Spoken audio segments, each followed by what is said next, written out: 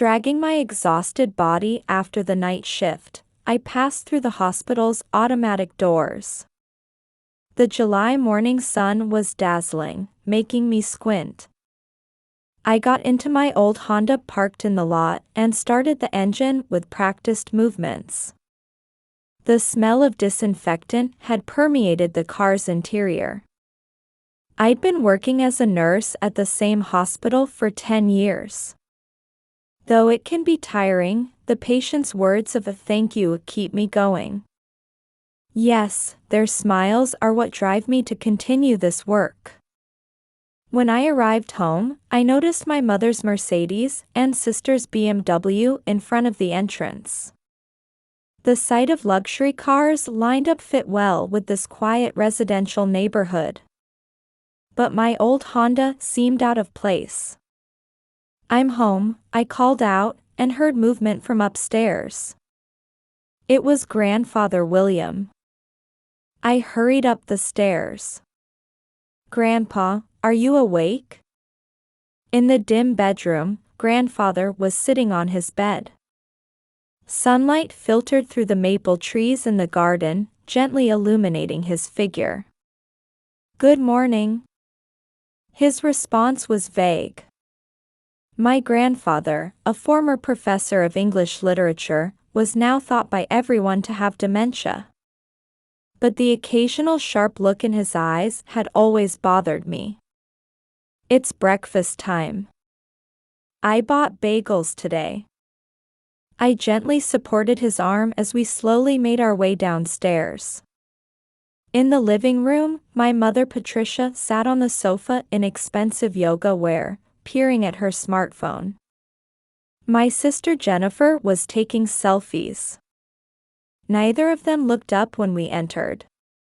"Rachel, stop walking around the house in that cheap nurse's uniform." Mother frowned. Beneath her perfect makeup, disgust seeped through. "What would my Instagram followers think?" my sister added. She apparently had over 100,000 followers. I quietly guided Grandfather to the dining table. The portrait of Grandmother Margaret on the wall silently watched over us. 5 years had passed since Grandmother's death. This family had changed dramatically since then. Mother had become successful as a luxury real estate agent, and my sister had made a name for herself as an influencer. But I felt that truly important things had been lost along the way. While cutting up Grandfather's bagel into small pieces, I wondered, how could Mother and Jennifer treat Grandfather with such disregard? They treated him like a nuisance, despite his lingering traces of the intellectual professor he once was. "Rachel, it's time for his medication," Mother said coldly. "Thanks, I know." As a nurse and as a granddaughter, I had been taking perfect care of Grandfather. But was this really my role? This question always swirled in the depths of my heart. As I wiped Grandfather's mouth after breakfast, I looked up at Grandmother's portrait. Looking at her photo with its gentle smile, I asked in my heart again today, "Grandma, am I doing the right thing?" One day, when I was completely exhausted, I had planned to use the few hours until my afternoon shift for a nap. Just as I was about to lie down on my bed, a phone call from Mother shattered that plan. "Rachel, family meeting tonight at 7. You must come." Mother's voice had its usual arrogance, but mixed with something unsettled. "But what about Grandpa? William? Don't worry. He should be asleep by then. You must come." The call ended abruptly. As I put down the receiver, I was enveloped in an ominous feeling. When Mother called him William, it was never a good sign. I gathered in the living room as instructed. Mother and Jennifer sat on the heavy leather sofa. This sofa, chosen by grandmother, still maintained its new-like shine. By the window where maple-filtered sunlight streamed in, grandmother's beloved houseplant stood covered in dust. Mother was dressed in the latest yoga wear, while Jennifer was dolled up in an Instagram-worthy flashy dress. They both sat with straight backs, like audition judges. Only grandmother's portrait watched over the scene quietly as always. I have wonderful news for everyone. Jennifer was the first to speak up. She took out her latest iPhone and turned the screen toward us. Her manicured fingertips danced across the screen. I've received a special invitation from the Four Seasons Hotel in Hawaii. Mother placed her hand on Jennifer's shoulder with a beaming smile. The sweet scent of Chanel perfume wafted through the room. Jennifer, this means your influence as an influencer has been recognized. Wonderful. I know. A week in a luxury suite. Ocean view, with a private pool. Of course, Mom, you're coming with me, right? I silently watched their exchange. In my chest, an indescribable anxiety began to swirl. Outside the window, the evening sky was gradually darkening. But what about Grandpa? Oh, Rachel, Mother cut me off. A cold light dwelled in her eyes. Her expensive eyeshadow reflected the fluorescent light with an eerie glow. You're a nurse, aren't you? As a professional, surely you can take care of him for a week. That's right, Jennifer agreed. It's something only you can do. There was an ironic ring to those words. Her smartphone camera seemed to be already searching for compositions for Hawaii swimsuit photos. Besides, you can get someone to cover your night shifts, right? Mother's words rang like an established fact. Her voice no longer held any trace of the gentle mother who used to counsel us. Wait a minute, I tried desperately to maintain my composure. I could feel my nails digging into my palms. This is too sudden. The hospital won't easily let me. Rachel, Mother's voice grew colder. You're just a caregiver, so quietly take care of grandfather. Those words pierced deep into my heart. I desperately held back the tears welling in my eyes. I unconsciously gripped tightly the afghan that grandmother had knitted. That's right. Jennifer added brightly. We'll make sure to create fun times for you too. I'll send lots of photos from Hawaii. I'll post daily on Instagram stories, so watch when you're free. The two were already excited about their travel plans. Luxury spa reservations, shopping, sunset cruises. Their voices sounded like distant noise. The air in the living room felt like it was gradually growing heavier. My gaze turned toward the stairs, to grandfather's bedroom. The family's history and memories should be sleeping quietly there. Even now, the smell of old Western books lingered in what was once the study of grandfather, who had taught English literature. Mother and Jennifer immediately took out their smartphones and began booking flights. The sound of expensive Louis Vuitton suitcases being brought out, voices discussing new swimsuits, everything felt like an unreal dream. Their occasional laughter broke the house's quietness like dissonant notes. Rachel, we leave the day after tomorrow morning, Mother announced finally. I'll leave a week's worth of William's medication. Meals and everything else, well, you'll manage. You are a nurse, after all. I nodded silently. I had already lost the energy to argue. The fatigue in my neck was finally catching up with me. As I watched their excited figures disappear up the stairs, I turned my eyes to grandmother's portrait. In her gentle smile, I sensed a somewhat sad shadow. And then, I heard a faint sound from upstairs. As if someone was secretly listening. I quietly clenched my fist. I could feel sweat seeping into my palm. I had a feeling this week would be the beginning of something. I didn't know what yet. But there was one thing I was certain of. I was the only one who could protect grandfather. And perhaps that was what grandmother had wanted. Day 1 after Mother and Jennifer's departure. By sunrise, I had already started preparing grandfather's breakfast. I had applied for a week's leave from the hospital, and surprisingly, it was approved without issue. I was grateful for my colleagues' understanding. "Grandpa, it's breakfast time." I gently opened the door to grandfather's bedroom. Morning light softly filtered through the lace curtains. "Thank you, Rachel." I stopped in my tracks at his clear response. His voice was completely different from his usual vague reactions. Grandfather sat in the armchair by the window, holding an old leather-bound book.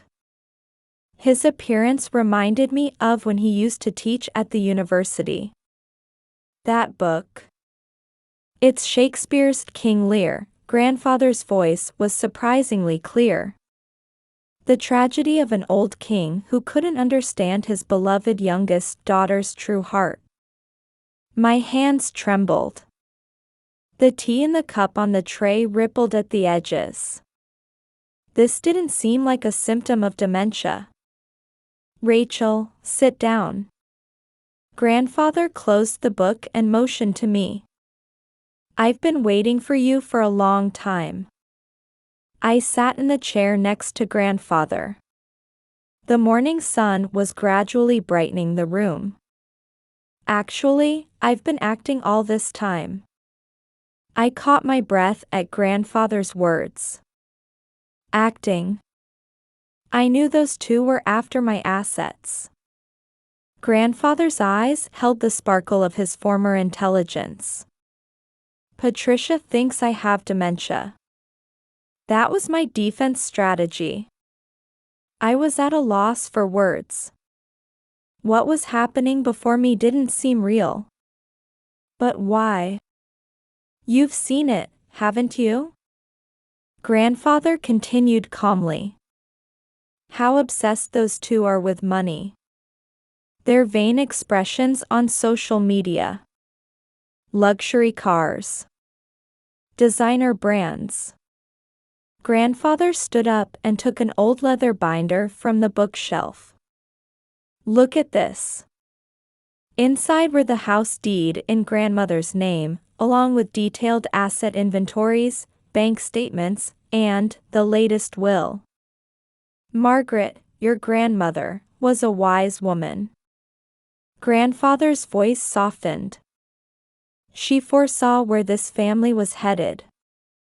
I opened the documents with trembling hands. Grandmother's meticulous handwriting was neatly arranged. "This house actually belongs to Margaret. Her will determines the next heir." I caught my breath. The documents contained unexpected contents. "But Mother. Patricia doesn't know. She's trying to take control of the assets by exploiting my supposed dementia, but the actual rights lie elsewhere." Grandfather opened the hidden safe in his study. Inside were contracts with lawyers, grandmother's diary, and... What's this? What was handed to me was an envelope. Addressed to Rachel. In grandmother's handwriting. Dated 1 week before her death. "Open it." Grandfather's voice gently urged me. Inside the envelope was a long letter. Tears flowed from my eyes at the opening words. To my beloved granddaughter, Rachel. I am proud of your kindness and strength. Outside the window, maple leaves swayed in the morning breeze. The smell of old books in the room. Grandmother's letter. Everything had been waiting in long silence, leading me to the truth. We'll get everything ready this week, Grandfather quietly announced. It's time to fulfill Margaret's final wish. I nodded. In my chest, I felt a sensation of years of questions being resolved. And a new determination was sprouting. Grandpa, the pancakes must be cold now. Grandfather smiled gently. Your pancakes are delicious even when cold. From that day, our secret preparations began. Meetings with the lawyer. Creating new documents. And most importantly, facing the truth that had been hidden for years. At night, while preparing grandfather's medicine, I read grandmother's letter over and over. Each word was filled with deep love and wisdom. Rachel. Grandfather called me before bedtime. You understood the true feelings of Margaret and me. I'm grateful. Tears glistened in grandfather's eyes. I silently gripped his warm hand. Outside the window, the full moon was quietly rising. 5 more days.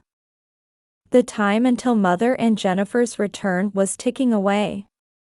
But I wasn't afraid anymore. Because we had truth as our strong ally. The week passed like a dream. Grandfather and I had detailed meetings with lawyer Joseph Morrison. He was the person who had managed grandmother's will and knew all the truth. Mother and Jennifer return at 3 p.m. today.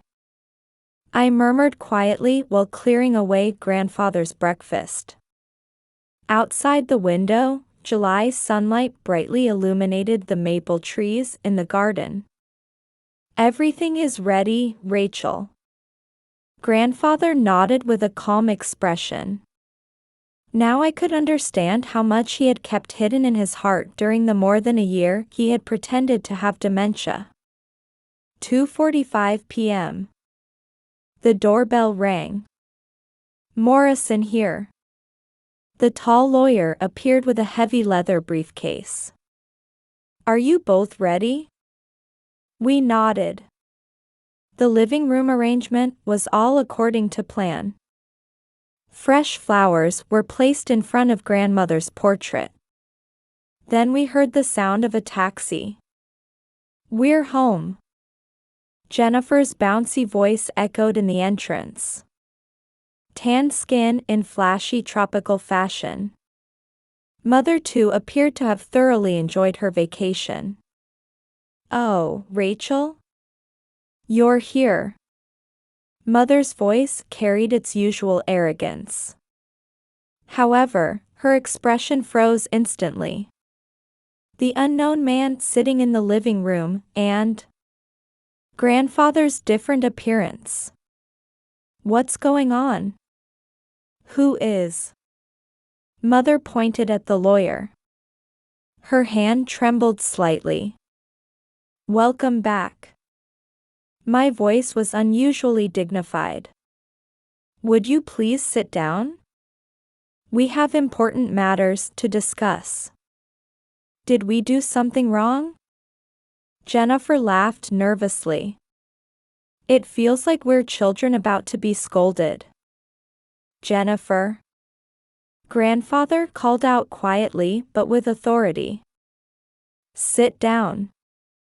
At his voice, Jennifer reflexively obeyed. Mother too slowly sat on the sofa. She clutched her luxury brand bag to her chest like a shield.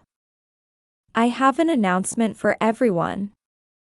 Lawyer Morrison took out some documents. This is Mrs. Margaret Wilson's official will. Will? Mother's voice rose. But that was already. What you saw was a fabricated document. The lawyer stated calmly. I have kept the real will for these past 5 years. Grandfather stood up. His bearing was exactly that of the former university professor. Patricia, Jennifer. My dementia was an act. Jennifer's eyes widened. I was aware of your obsession with money, your attitude of disregarding the elderly, and your scheme to take over this house. Mother's face turned pale. Grandpa, we just. Be quiet. Jennifer's words were cut off by grandfather's stern command. I will read the contents of the will. Lawyer Morrison solemnly spread out the document. I, Margaret Wilson, hereby determine the disposition of all my assets as follows. Each word resonated in the heavy air. 90% of the assets to Rachel. The remaining 10% to be divided between Mother and Jennifer. And the right to sell this house, all entrusted to Rachel. This is illegal. Mother shouted. Father has dementia, his judgment. Here is William Wilson's psychiatric evaluation. The lawyer produced new documents. He received an official diagnosis from a specialist last week. His judgment is normal. Jennifer began to cry. But my Instagram. There should have been more important things than a fake life on social media. Grandfather's voice carried sadness. You both forgot that. Mother asked in a thin voice. Why only Rachel? Rachel was the only one who showed true affection. Grandfather placed his hand on my shoulder. Those who acted for money shall receive their due consequences. Mother collapsed to the floor. Jennifer desperately tried to hold back her tears. Her makeup was running down her cheeks. By the way, the lawyer added, this judgment is effective immediately. Both of you must pack your belongings and leave today. You're telling us to get out? Mother's voice trembled. Even though this is our home? No. I spoke quietly but with strong will. This is grandmother's house. And grandmother had the eye to discern what was truly important. Outside the window, the evening sky was turning red. Grandmother's portrait seemed to be quietly smiling. Mother and Jennifer headed to their respective rooms and began packing. Expensive brand items, flashy clothes, cosmetics. Everything was being packed into boxes, meaninglessly. The sound of their footsteps coming down the stairs echoed heavily. Large suitcases placed at the entrance. The door that would probably never open again. Rachel. Just before leaving, Mother turned around. For the first time, real emotion floated in her eyes. Regret? Hatred? Or? I silently saw them off. The evening breeze quietly rustled the maple leaves. You endured well. Grandfather placed his hand on my back. That warmth, along with the relief of being freed from years of burden, seeped into my heart. Grandma, did I make the right choice? Grandfather looked up at the sky and smiled gently. Margaret would surely be proud. A year had passed. After Mother and Jennifer left, the house became remarkably quiet. No more expensive perfume scents or sounds of social media photo shoots. Instead, the smell of old books and quiet conversations gently filled the space. Rachel, have you seen the newspaper? Grandfather was spreading out the local paper at the breakfast table. About Mother? I asked while pouring tea. The article was small. It reported that Patricia Wilson, once known in Greenwich's luxury real estate industry, had been charged with fraudulent transactions. At the end of her pursuit of appearances and vanity, she had apparently resorted to fake contracts and misappropriation of funds. She was always chasing appearances. Grandfather's voice carried resignation rather than sadness. Jennifer had also followed a path of downfall. Her influencer invitation to Hawaii turned out to be a fraudulent scheme. Her social media accounts faced backlash, and her followers plummeted to just a few hundred overnight. The last I heard, she was working at a small cafe in Brooklyn. I quietly shared what I'd heard from an old acquaintance. I tried to imagine her without the flashy makeup and luxury brands, just her natural face. Life requires times of learning. Grandfather smiled peacefully. Perhaps they're both in the midst of experiencing that. Our lives had changed significantly too. Using grandmother's inheritance, I opened a small clinic. Margaret Memorial Clinic, a community-based medical facility named after grandmother. Looks like we're fully booked again today. I smiled while looking at the schedule sent from reception. Earning patients' trust, that had a value that couldn't be measured in social media likes. Grandfather holds literature lectures at the clinic once a week. It's a time for dementia patients to explore Shakespeare and Austen together. His peaceful expression has regained the brilliance from his university professor days. Grandpa, what's today's lecture theme? The Taming of the Shrew. Grandfather's eyes crinkled. It's a wonderful work about the difference between appearance and essence. The old house was changing bit by bit too. Carrying on grandmother's gardening hobby, new flowers bloomed proudly in the garden. In the study, grandfather's and my books coexisted. Fresh flowers were always placed in front of grandmother's portrait in the living room. One evening, I returned home after finishing work. At the entrance, I noticed an unfamiliar envelope. It was from Mother, Patricia. Inside was a single photograph. A family photo from years ago. Mother and me, little Jennifer. And grandparents smiling kindly. On the back, one line in trembling handwriting. Please forgive me.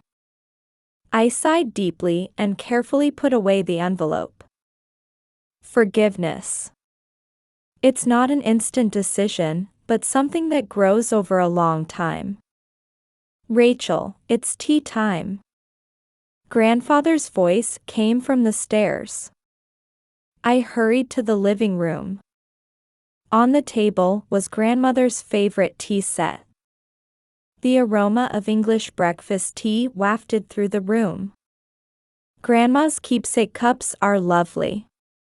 When I said this, grandfather quietly nodded. Margaret knew the value of genuine things. I felt deep meaning in those words. Outside the window, the sun was quietly setting. The maple leaves shimmered golden. Bird songs decorated the peaceful evening. Grandfather slowly stood up. He quietly spoke to grandmother's portrait. Margaret, we've finally found true happiness. I silently picked up my cup. The warm tea warmed my heart as well. The precious things grandmother left behind. They weren't money or status, but the warmth of these ordinary moments. Rachel. Tomorrow will be another new day. Grandfather's voice held certain hope. I smiled and nodded. Yes, tomorrow. And beyond that. We would slowly build the true form of our family. In the night sky, the first star began to twinkle. It was like grandmother's gentle smile, watching over us from somewhere.